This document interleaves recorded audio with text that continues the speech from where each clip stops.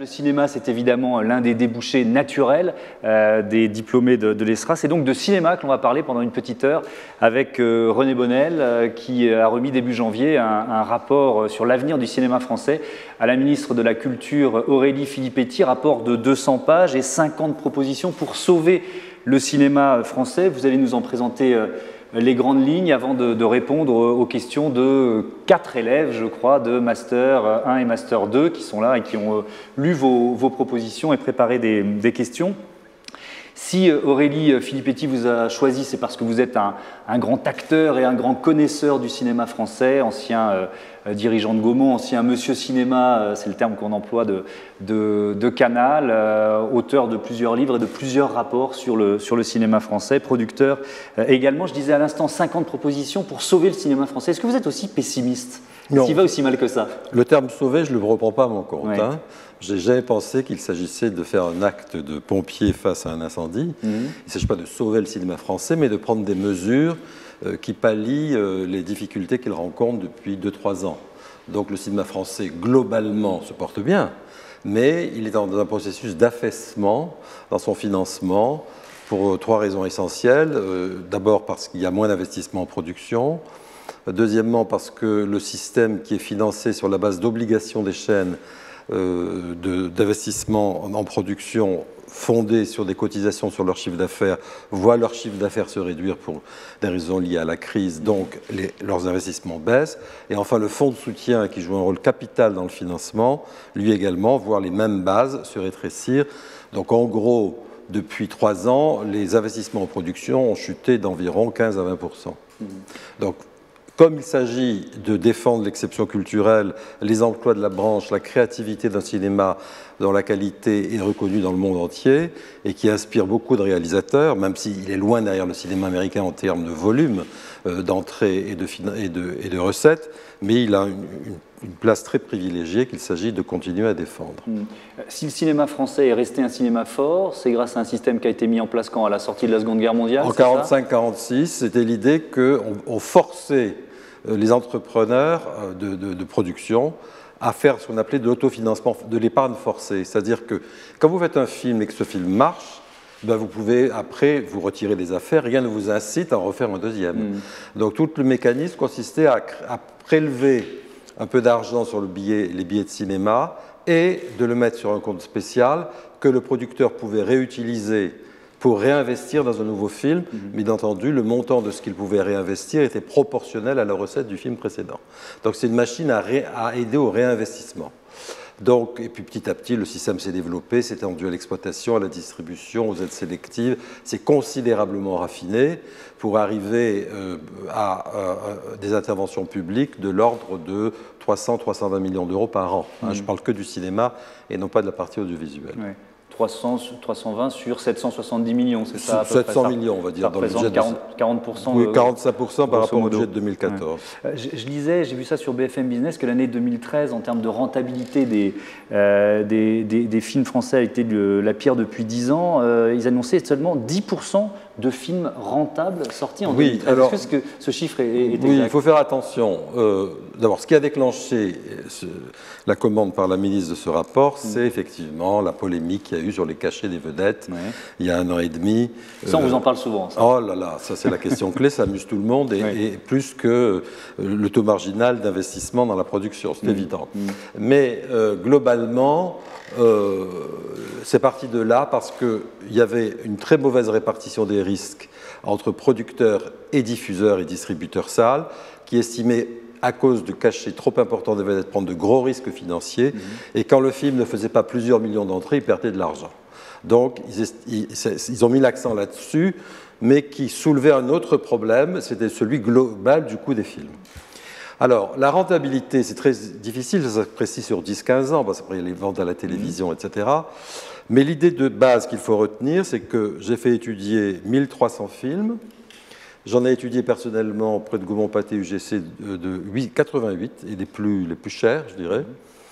Et je suis arrivé aux conclusions suivantes. D'abord, il y a en gros un film sur 5 qui est, entre guillemets, surfinancé. C'est-à-dire qu'il y a au départ des marges qui sont prises et le film est mis sur le marché. S'il ne marche pas, eh bien, c'est le problème des diffuseurs. Et s'il marche, eh bien, c'est tout bon pour le producteur. Bien. Puis, de toute façon, il a pris de l'argent au départ. Il y a quand même ce qui veut dire que les 4/5e sont sous-financés. Et le sous-financement va des frais généraux du producteur, qui ne sont pas pris en compte dans le budget, jusqu'à de vraies impasses financières qui peuvent aller jusqu'à la moitié du coût du budget. Donc, cette situation me paraît assez malsaine, et d'un côté quand c'est surfinancé, et de l'autre côté quand c'est sous-financé. Donc, les mesures que j'ai proposées vont dans le sens d'essayer de retrouver certains équilibres. Voilà. Alors, je vais quand même vous poser la question du cachet des acteurs, parce que comme ça, on va l'évacuer, on va dire ça. On va dire ça. Comme ça, est-ce qu'ils sont trop payés? Question toute simple, et à laquelle on ne peut pas répondre, j'imagine. Il ne faut pas jeter le bébé avec l'eau du bain. Hein. Alors, ouais. je vais vous répondre. Il y a on va dire une douzaine de talents qui sont très très bien payés,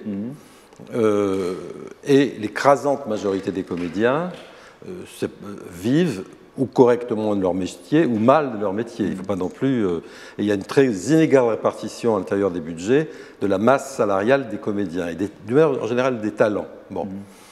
Première remarque. La deuxième que je ferai, on a parlé beaucoup du cachet des acteurs, mais dans l'analyse, on peut y intégrer certains cachets de réalisateurs et de scénaristes. Donc moi, je préfère parler... Qui sont peu nombreux aussi. Ils sont peu nombreux, mais ils sont très bien payés.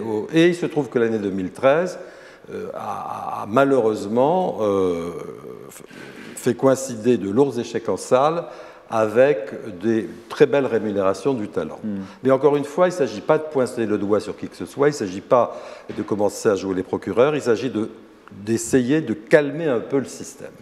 Parce que c'est un système, j'en termine simplement, c'est un système qui, lui, est globalement financé pour au moins la moitié par des ressources que j'appellerais collectives, obligations de dépenser, fonds de soutien, etc., et donc qui assoit un peu les financements. Donc on ne peut pas jouer au libéralisme sauvage à l'américaine dès qu'il s'agit des cachets élevés, et puis après, de l'autre côté, dire ben non, on a besoin quand même de l'aide de la collectivité pour financer. Ou on est dans un système que je qualifierais globalement de social-démocrate, et pourquoi pas, et à ce moment-là, il faut calmer la hiérarchie des rémunérations, ou on est dans un système libéral à l'américaine, alors là, on fait ce qu'on veut. Mais en Amérique, il n'y a pas $1 public ou d'obligation investie dans le cinéma. Si on veut payer monsieur ou madame un tel 20 ou 30 millions de dollars, c'est qu'on estime qu'il les vaut, qu'on vend dans le monde entier, et puis on prend ses risques. En France, c'est plus subtil que ça. Hein. Et alors, c'est quoi la solution que vous proposez? Alors, si vous voulez, j'ai constaté qu'en 2013, parce que mes travaux portent jusqu'à la fin 2012, le rapport a été travaillé sur le plan économique et juridique pendant 6 mois en 2013, et on aborde l'année 2014. En 2012, donc, c'est là qu'il y a eu le plus de dérives, et j'ai constaté qu'en regardant, avec les gros échecs qu'il y a eu, le marché a corrigé quand même. Et donc, on s'est rendu compte que les choses se calmaient un peu. Plus d'ailleurs, ai-je noté, sur les budgets que sur les cachets. Bon, ça, c'est un autre sujet. Alors, donc ça veut dire que la part des cachets des stars prenait encore plus d'importance dans des budgets qui s'étaient un peu calmés, c'est ça? Beaucoup calmé sur le plan des cachets. Mais ça s'est calmé sur le plan des budgets. Alors, moi je dis simplement ceci, je ne suis pas un hystérique de la réglementation, je dis il y en a assez comme ça dans le cinéma français, je dis simplement que, premièrement, si ça continue à se calmer comme ça, continuons comme ça, enfin avec quelques correctifs que j'apporte sur la présentation des budgets entre autres, et le soutien public, mais si nous constatons qu'il y a des dérives par rapport à certaines normes qu'on peut établir, des ratios, à ce moment-là, il existe, je propose une hiérarchie de mesures à contrainte croissante. Pour l'instant, alors le gouvernement, à mon avis, va se donner la possibilité de les mettre en œuvre s'il voit qu'il y a des dérives. Alors, la plus simple, c'est une façon de présenter les budgets en mettant ce qu'on appelle aux États-Unis au-dessus de la ligne et en dessous de la ligne, c'est-à-dire en dessous de la ligne, c'est la fabrication, au-dessus de la ligne, c'est les cachets du talent. Donc ça veut dire une forme de transparence? Voilà, exactement, et ce qui n'est pas toujours le cas, où c'est noyé dans les présentations. Ensuite, un des éléments de l'inflation, c'est que les chaînes de télévision achètent 2 passages, ce qui fait que ça gonfle les moyens de financer les budgets, donc ça gonfle les budgets. On se dit, la télévision TF1 offre M6 va prendre 2 passages pour 10 millions d'euros, donc on va y aller. Bon, il y a ça, donc interdiction de 2e passage. Troisièmement, vis-à-vis de Canal+, qui est en position de monopole, qui est incontournable, de calmer les prix les plus gros qu'ils donnent sur certains films. Et enfin, la mesure la plus violente qui j'espère ne sera pas mise en œuvre, mais que j'ai proposée, je ne l'ai pas proposée pour qu'elle ne soit pas mise en œuvre, je l'ai proposée pour montrer aux opérateurs qu'elle existe. C'est-à-dire que vous savez que les chaînes de télévision, notamment les chaînes généralistes, sont obligées d'affecter 3,2% de leur chiffre d'affaires à la production cinématographique. Donc si on voit que certains budgets, il y a des dérives inacceptables sur les rémunérations, on peut dire que toute rémunération au-dessus d'un certain ratio, d'un certain montant, eh bien, ne sera pas comptée dans l'obligation des chaînes. C'est-à-dire si une chaîne, par exemple, comme TF1 investit à peu près 50 millions d'euros par an dans le cinéma et qu'elle a contribué à financer des films qui ont connu une dérive inflationniste, eh bien, si on estime que cette dérive est de 2 ou 3 millions d'euros, eh bien, les 2 ou 3 millions d'euros ne sont pas imputés dans ces 50 millions. Autrement dit, si elle persiste, elle ne dépensera pas 50 millions, mais 53. Donc ça, c'est assez violent. C'est la force de dissuasion. Voilà. Et je voudrais vraiment, très très sincèrement, éviter qu'elle soit mise en œuvre. Et je compte sur de mon point de vue, il s'agit de responsabiliser les opérateurs là-dessus. Je pense qu'il y a un début de prise de conscience. Et pour dire un dernier mot du cachet des acteurs, un système d'intéressement que vous avez évoqué dans votre rapport. En revanche, je dis qu'il est tout à fait normal que quelqu'un qui a contribué au succès d'un film ait des intéressements. Parce que le film est fondé... Autant je ne pense pas... Mais ça veut dire que le fixe, serait plus faible, évidemment, avec un intéressement plus important. Autant je ne pense pas qu'un acteur fait marcher un film. Aux États-Unis, on dit « the star is the movie », parce que je peux vous donner autant d'exemples de présence de vedettes dans un film que de succès que d'échecs. Et un grand acteur comique qui actuellement marche très bien, et qui est le plus payé de la place, a eu 2 échecs relatifs eu égard à ses rémunérations récents, avant celui-là. Et donc, Vous parlez de Danny Boone. Par exemple. Et donc, dans ce contexte-là, je pense que le problème que ça pose, c'est qu'on paye très cher quelqu'un en disant « oui, il marche tellement bien » que de toute façon on va se refaire. Non, pourquoi prendre de tels risques au départ? Il s'agit qu'on soit plus raisonnable au départ et qu'ensuite on dise on vous donne plus en intéressement. Mais intéressement, alors là où les agents ont raison, du talent, l'intéressement doit être fondé sur des mesures stables et vérifiables. Et pas amortissement de la part producteur après 0,4. Vous voyez, si ça relève de la comptabilité du producteur, c'est la vente des billets, quoi. Voilà, c'est les billets, le volume de vente le volume de base de vente à la vidéo, le volume de vente à l'étranger, c'est très repérable et très facile. D'autant plus que les opérateurs concernés, pour avoir des aides, sont obligés de les déclarer à 1 euro près. Donc il y aura transparence complète. Donc simplifier les mécanismes d'intéressement, mais en échange d'une relative modération des cachets initiaux. On verra ce que ça va donner. Ce qui suppose d'ailleurs que dans une des parties du rapport, j'appelle ça transparence et partage, parce que j'estime que la transparence dans la remontée de la recette, la répartition des droits des uns et des autres, j'avais remis un rapport en 2008, qui a donné un accord interprofessionnel en 2010 sur le sujet, qui commence à être appliqué, est un élément capital de la lutte contre l'inflation. Parce que plus c'est transparent, plus les gens joueront le jeu. Ils ne chercheront pas à maximiser leurs revenus au départ. Bon. Et deuxièmement, si vous voulez apporter des capitaux extérieurs dans la branche, parce que je crois qu'on en a besoin, à ce moment-là, eh bien, il faut que les choses soient claires et transparentes et que l'investisseur extérieur, ce soit simple pour lui à comprendre, alors qu'actuellement, c'est assez compliqué l'économie du cinéma. Oui, ça peut freiner les initiatives. Si on parle de financement, aujourd'hui, il est basé sur 2 piliers principaux, les télévisions et le CNC. D'abord, peut-être un gros plan sur le financement par les télévisions. Vous disiez tout à l'heure baisse du financement à cause de la crise. Alors, il y a en fait 3 pôles de financement. Il y a d'abord, on oublie souvent, l'investissement du producteur lui-même, son travail, sa préparation, etc., parce qu'il arrive ou non à rémunérer ses frais généraux. Deuxièmement, il y a les avaloirs des distributeurs, c'est-à-dire qu'en échange de la diffusion du film sur en général, ce sont des avaloirs sur les 3 supports, vidéo, salle et étranger, s'engage en vous disant, quel que soit le destin du film, moi, je vous donne tant. Là, c'est là qu'il prend le risque le plus gros. Bon.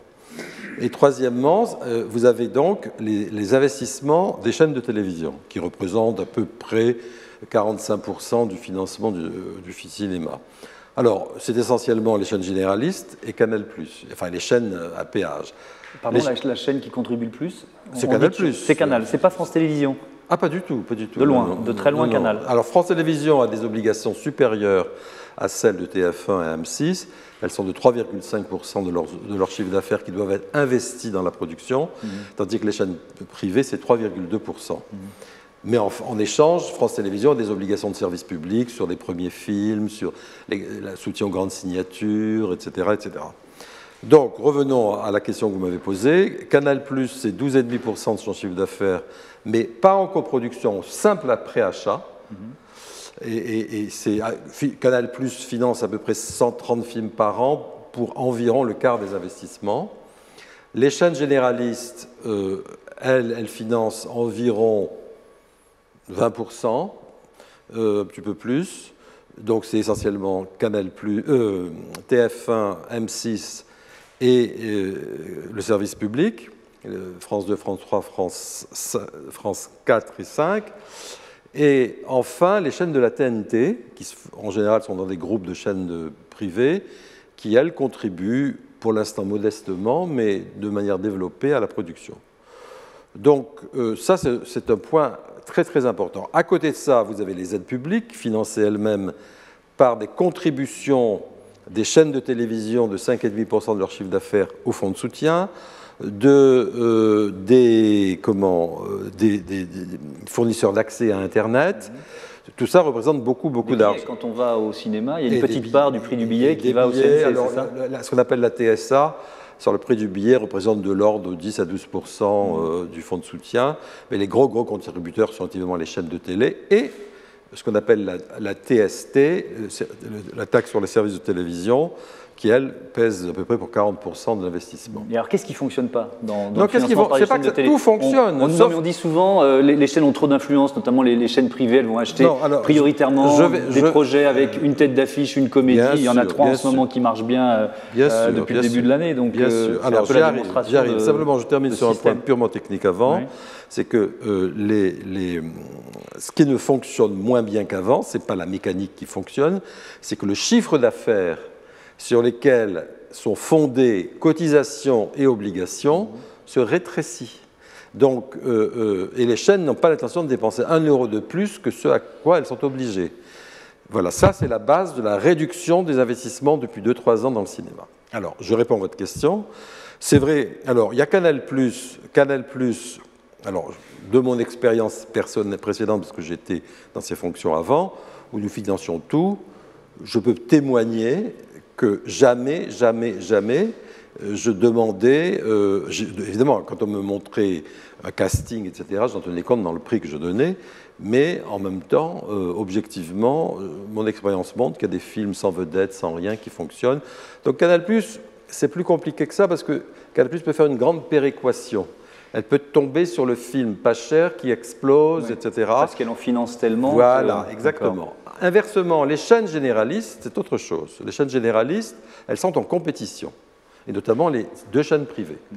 Et elles, il faut bien appeler un chat, elles vivent ces obligations. Alors, politiquement, les patrons, qui sont des gens intelligents et stratèges, disent « on est heureux de soutenir le cinéma français, etc. » Oui, cette bonne guerre, ils n'affichent pas un très grand sourire quand ils le disent. Voilà, mais ce sont des gens de grande qualité qui défendent leur entreprise. Et bon, mais pour eux, c'est quand même saumâtre. Hein. Bon, donc, ils ne sont pas contre financer des films. Ce n'est pas le principe, c'est le niveau. Bon. Donc qu'est-ce qu'ils font? Ils concentrent sur certains projets, donc ils se disent, mettre de l'argent pour mettre de l'argent, autant mettre de l'argent sur des films qui vont faire de l'audience chez moi. Alors, or, le paradoxe, ce n'est pas un paradoxe, mais autant au cinéma, un acteur ne fait pas marcher un film, il faut avoir de gros échecs au cinéma avec des comédiens connus, autant à la télévision, ils sont un peu une assurance, parce qu'on se dit, bon, allez, c'est la télé, on ne paye pas, c'est bon, on a payé la redevance, bon, c'est dans l'abonnement, c'est dimanche soir, on va se détendre, c'est pas très grave. Donc, si vous voulez, il y a plus d'audience. Il n'y a pas l'acte de volontarisme qui consiste à aller dans une chaîne devant un cinéma pour aller acheter sa place. Donc, à partir de là, ils ont tendance à aller chercher des films qui ont des noms connus pour pouvoir faire leur promotion. Le service public, enfin, je ne sais pas ce que ça veut dire le service public, mais le secteur public, lui, par son contrat d'objectifs et de moyens, a des engagements concernant les premiers films, concernant les grandes signatures, René, mais pas que René, Tavernier, Nicole Garcia, etc., etc. Tous ceux qui font un peu la renommée du cinéma français dans le monde, à une époque Chéreau et d'autres, on les verra toujours financés par France 2 et France 3. Bon. Et donc, eux, ce n'est pas exactement le même objectif. Le même objectif, c'est l'équilibre, la diversité et le soutien de l'activité du pays dans sa diversité culturelle. Mais celles qui sont soumises à des objectifs prix, qualité, argent qui rentre, sortie, c'est-à-dire les chaînes financées par la publicité, dans mes travaux, les TF1 ne m'a pas caché qu'ils estimaient qu'ils ont perdu en 5 ans 100 millions d'euros, enfin au moins dans les achats, tout simplement parce que le prix qu'ils ont payé par l'obligation un film qui est coupé par de la pub, ils regardent ce qu'ils ont comme pub avant, pub au milieu, pub après, font les comptes, ils font la différence et disent là on a perdu du temps. Voilà. C'est comme ça qu'ils ont fini par se retirer de certains grands événements sportifs, TF1. Exactement. Sauf que là, ils ne peuvent pas se retirer du cinéma parce qu'il y a une obligation. Voilà. Et M6, c'est la même chose. Bon, on perdu un peu moins d'argent, d'abord parce qu'ils investissent moins. Donc, si vous voulez, c'est un vrai débat. Et une des propositions que je formule, c'est de dire au cinéma, on est en une violente mutation, je ne vais pas vous tartiner sur le numérique, blablabla, tout le monde connaît le discours, on est dans une violente mutation. Cette violente mutation suppose qu'on va arriver à stabiliser le nombre d'entrées autour de 200 millions, que les chaînes généralistes sont obligées de se développer tous azimuts en télévision de rattrapage, en faisant des accords avec Google et d'autres pour se diversifier, en développant la TNT, parce que leur chaîne mère souffre, parce que la publicité va sur Internet, va sur la TNT, va sur Google, etc. Donc vous ne pouvez pas continuer à les taxer comme ça, parce que ça devient contre-productif. Le service public, c'est autre chose, c'est financé par la redevance, c'est un autre objectif. Mais donc, moi, toute la stratégie que je propose au gouvernement, c'est de dire alléger de manière négociée, progressive, sans précipitation, les contraintes qui pèsent sur les chaînes généralistes, et au contraire, augmenter les obligations sur les supports qui sont en plein développement, la VOD, etc. Or, il se trouve que la VOD, du fait d'une taxe, une TVA à 20%, et d'une délai de diffusion que je trouve pas adapté au marché, souffre aussi. Donc, un des éléments, c'est de stimuler la VOD, en faire un secteur en expansion comme le reste de l'Europe, ce qui n'est pas le cas en ce moment, et asseoir une partie des obligations de financement sur la vidéo, qui est un secteur d'avenir. Un mot peut-être du CNC, donc le financement Alors public. le CNC, il est financé, comme tout le monde le sait, donc son budget global est de 700 millions en 2014, qui est grosso modo 45% cinéma, 55% télévision, enfin audiovisuel, etc. À l'intérieur des aides, des 300-320 millions, il y a grosso modo la moitié qui sont des aides sélectives, c'est-à-dire avance sur recette, aide à l'écriture, aide au développement, soutien aux organismes variés, aide à l'exportation, sur des outils techniques, etc., sur critères, sur dossiers, et les aides dites automatiques, c'est-à-dire à la production, à la distribution, à l'exploitation. Qu'est-ce que c'est qu'une aide automatique? C'est une aide qui est générée sans qu'on porte de jugement de valeur sur ce que l'on fait. C'est-à-dire quand un producteur a fait un film, il voit arriver sur son compte, en fonction du nombre d'entrées réalisées, une certaine somme. Cette somme, il va pouvoir la réinvestir dans un film suivant. Quel que soit le projet, le scénario ne sera même pas lu par le CNC. C'est automatique, puisqu'il y a de l'autre côté les aides sélectives pour corriger. Bon. Pour la distribution, c'est la même logique, c'est-à-dire un pourcentage des sommes risquées en avaloir et en frais d'édition peut être réinvesti grâce à ces aides. Et en exploitation, c'est la même mécanique. Une partie les chaînes se voient, au fur et à mesure que des entrées se font, qu'elles récoltent de la TSA, sont inscrits sur leur compte des sommes qu'elles vont pouvoir réinvestir dans la modernisation des équipements. Donc ce système qui était hyper dominant jusqu'en 1959, et moins la distribution qui viendra plus tard, va commencer à se sélectiviser, si je puis dire, puisqu'on va compléter avec la fameuse avance sur recette, etc., etc. Qui d'ailleurs, entre parenthèses, je voudrais faire une petite rectification historique. C'est qu'on dit beaucoup, Malraux, ministre de la Culture, est arrivé en 1959 et a créé l'avance sur recette. C'est faux. Historiquement, c'est bien, ça fait partie de la légende, comme dans le film de John Ford que j'adore, qui dit à la fin, quand la légende n'est pas conforme à la vérité, écrivez la légende. Là, c'est pareil. C'est que, en fait, dès 1954, il y avait déjà des commissions qui se réunissaient, qui donnaient des avances sur l'aide automatique. C'est-à-dire qu'on estimait votre film, il n'est pas sorti, à mon avis, il va générer 1 million d'entrées, vous devriez avoir 300 000 euros, enfin de l'époque, d'aide, donc on va vous faire une avance de 50 ou 80 000 euros. Si le film marche, eh bien, on se rembourse. Si le film ne marche pas, eh bien, on a perdu. C'est le mécanisme de l'avance sur recette. Avec une commission qui se réunissait, dans laquelle d'ailleurs avait siégé Truffaut, etc. Et puis après, en 1959, la seule différence, c'est qu'au lieu de l'imputer sur l'aide automatique, on a créé une aide spécifique complémentaire de l'aide automatique. C'est là qu'il y a eu innovation. Mais enfin, c'était vraiment en gestation. Hein. Et ce système, il souffre de quelles difficultés aujourd'hui? Alors, ce système, d'abord, il faut savoir que dès qu'un ministre ne sait pas quoi faire avec le cinéma, et ça, c'est tout le gouvernement, hein, il réforme, il augmente les crédits d'avance sur recette, ça fait création, et deux, il modifie le mode d'attribution. Alors, une commission de commission, un président de président, ça fait je bouge à peu de frais. Et c'est vrai pour toutes les aides sélectives d'ailleurs. Donc, si vous voulez, l'aide sélective, c'est quand même 27 millions d'euros. L'avance sur recette de long métrage, 27 millions d'euros, c'est pas rien. On la donne à peu près 60 films par an. C'est pas rien non plus. Hein. Et il y a 60 premiers films qui sont faits. Tous les premiers films n'ont pas l'avance sur recette, mais quand même. Dès qu'il y a un problème, tous ceux qui ont été refusés, tous les syndicats qui sont un peu frustrés, disent qu'il faut augmenter l'avance sur recette.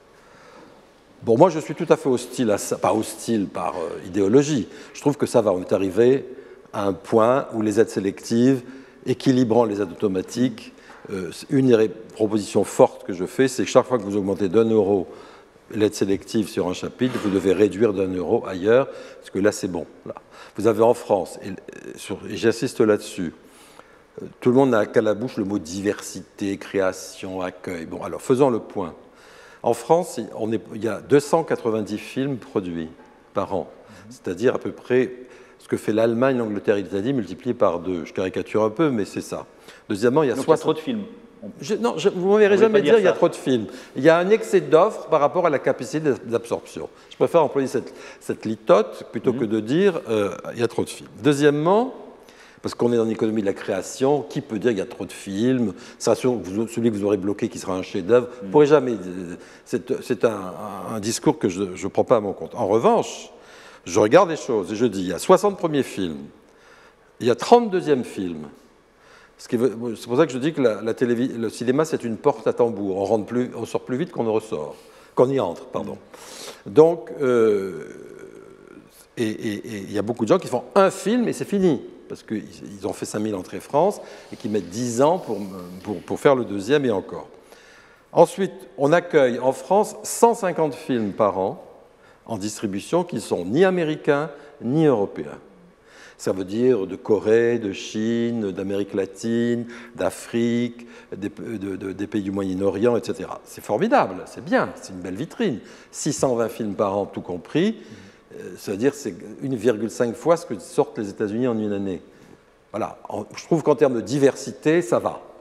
parce que sinon, on pourrait dire pourquoi pas 800. Bon, je vous rappelle quand même que la moitié des films français ne font pas 40 000 entrées France, quand même, hein, et qu'il y en a un wagon qui La moitié des films français ne font oui, pas 40 000 entrées. Oui, et il y en a un wagon qui fait 10 000 entrées et 5 000 entrées, ou qui sortent, comme je dis, qui ne sortent pas, qui prennent l'air, c'est-à-dire on les voit dans 3 salles et sont balayés en une semaine. Alors qu'est-ce que ça fait? Un producteur qui a des dettes, un distributeur qui a des dettes, un réalisateur frustré qui s'en prend à la terre entière sauf à lui. Donc c'est une machine aussi à faire des frustrations. Voilà. Voilà. Et donc là, bon, on aborde la question de la distribution. Vous dites qu'il y a des films qu'on pourrait réserver en fait à une sortie DVD, c'est ça? Alors c'est ça, ça a fait polémique parce que c'est effectivement, quand vous parlez avec les jeunes créateurs, ils ont l'impression d'être assassinés quand on leur dit votre film pourrait sortir directement en DVD compte tenu de son destin. Moi je ne dis pas qu'il faut les sortir en DVD, je dis que c'est une possibilité, étant entendu qu'il faut les sortir dans de bonnes conditions, que de distraire une partie de l'aide sélective à la distribution pour faire de la promotion, les labelliser, faire sur les chaînes de télévision, des supports télé, radio, et puis leur assurer une couverture minimale sur le territoire de sortie. Alors on va me dire, oui, mais attendez, mais moi je crée pour le grand écran, l'univers, etc. Alors arrêtons-nous 5 minutes. Sur ces films-là qui vont faire 5000 entrées France, 4 sur 5 ne sortent pas en DVD déjà. Donc ils sortent, et après ils se retrouvent sur les étagères, ils sont vus nulle part, pas en télé parce que de toute façon il n'y a pas de préfinancement télé, pas en vidéo parce que le distributeur, le producteur ne veut pas faire la dépense, ils sont frigorifiés, c'est fini. Bon. Alors moi je dis que, et en plus évidemment ça frustre terriblement parce qu'il a eu une demi-semaine à Paris, une journée à Aix-en-Provence, une journée à Strasbourg, une demi-séance à Besançon, et c'est fini. Voilà. Alors, si vous appelez ça une sortie, moi je veux bien. Alors, je dis que si vous regardez maintenant les catégories socio-professionnelles qui regardent ces films-là, qui malgré tout y vont chercher les DVD quand ils existent, vous avez affaire à des catégories sociales qui sont d'un certain niveau intellectuel, CSS+, qui ont des moyens financiers. Et quand vous allez maintenant dans les maisons, vous vous rendez compte qu'avec le développement de la haute définition, de la taille des écrans, etc., vous avez des projections, et je suis gentil, qui valent la qualité de petites salles. J'ai été il y a 2 jours à une salle, un grand complexe parisien que je ne nommerai pas. J'étais dans une petite salle, je me demandais ce que je faisais là, tellement la projection était médiocre, l'écran pas grand, etc. Donc on se dit, mais je serais aussi bien chez moi, sur mon super machin, en jouant avec la HD, mais bon, et ces équipements internes se développent. Et ce n'est pas la télévision VHS avec le poussoir. Donc, il faudrait quand même tout d'un coup se réveiller. Et ce qui se passe dans les pays anglo-saxons depuis 40 ans, on pourrait l'appliquer chez nous, vu que chacun peut avoir quelque chose qui se rapproche largement de la salle. Alors vous allez me dire, oui, mais c'est la consommation grégaire, de personnes, où on partage une communion. Ok, très bien. Alors quand vous regardez le nombre de personnes qu'il y a dans la salle, qui sont comme ça, il y en a 5, qui sont le 3e rang derrière, en devant, ils sont dispersés dans la salle. Dans le cercle de famille, si vous êtes une dizaine de copains ou d'amis, vous êtes plus chaud, plus en collectif que dans certaines salles de cinéma. Bon, cela dit, ce n'est qu'une proposition, encore une fois soutenue par une politique d'aide à la diffusion, pour les exposer avec une carte de programmation obligatoire sur tout le territoire. C'est autre chose. Alors, je sais que vous n'êtes pas d'accord, laissez votre imaginaire là, on va le jeter sur le marché, et good luck. Hein. Donc ce serait une proposition faite aux... Ah, c'est une proposition, mais c'est rien d'obligatoire. Oui. Peut-être qu'avant de donner la parole aux étudiants, un mot des freins les plus importants qui se sont exprimés depuis que vous avez remis votre rapport, ça fait 3 mois à peu près. Vous me disiez, avant qu'on démarre l'interview, que la majorité, l'immense majorité des propositions devraient être appliquées. Le gouvernement ils m'ont dit, d'abord, les députés ont appliqué déjà 2 des 50 mesures en votant une loi sur le fonds de soutien. Je ne vais pas entrer dans le détail, ils ont voté 2 dispositions déjà. Donc c'est le plus lourd, c'est le législatif. Le reste relève du décret, donc le gouvernement peut le décider. Le gouvernement, m'a-t-on dit, a l'intention d'appliquer 47 mesures sur 50. Bon, très bien. Alors, actuellement, moi je me suis retiré de la discussion. Les groupes, le cinéma, les professionnels du cinéma se sont emparés du rapport, discutent autour des propositions. Dans certains cas, ils sont plus ou moins d'accord, ils veulent des amodiations, ils veulent des adaptations, ils veulent une régulation dans le temps. Moi, je trouve ça... Il n'y a aucun problème. On n'est pas dans une situation de panique. On ne va pas appliquer les 47 mesures. Non, mais on n'est pas il n'y a pas le feu. Mais c'est comme si vous consolidiez une maison. Vous voyez, vous dites, il faut quand même faire ça. Attention là, mais elle est habitable, la maison. Bon. Donc, et puis, on fera un point, je pense, d'ici l'été. Mais je sais qu'ils travaillent d'arrache-pied pour mettre en œuvre toutes ces mesures. Alors, qui n'est pas d'accord ? Qui n'est pas d'accord? D'abord, globalement, les organisations professionnelles ont publié des communiqués ou m'ont fait passer des messages de soutien. Ça ne veut pas dire qu'ils sont d'accord avec tout, c'est qu'ils sont d'accord avec la problématique, la direction qu'il faut prendre, etc. Et deuxièmement, ceux qui sont hostiles, je resterai dans l'euphémisme en disant que c'est ceux qui margent le plus au départ sur les films et qui se sentent peut-être un peu menacés par mes propositions. Mais ça les regarde et ça ne m'empêche pas de dormir.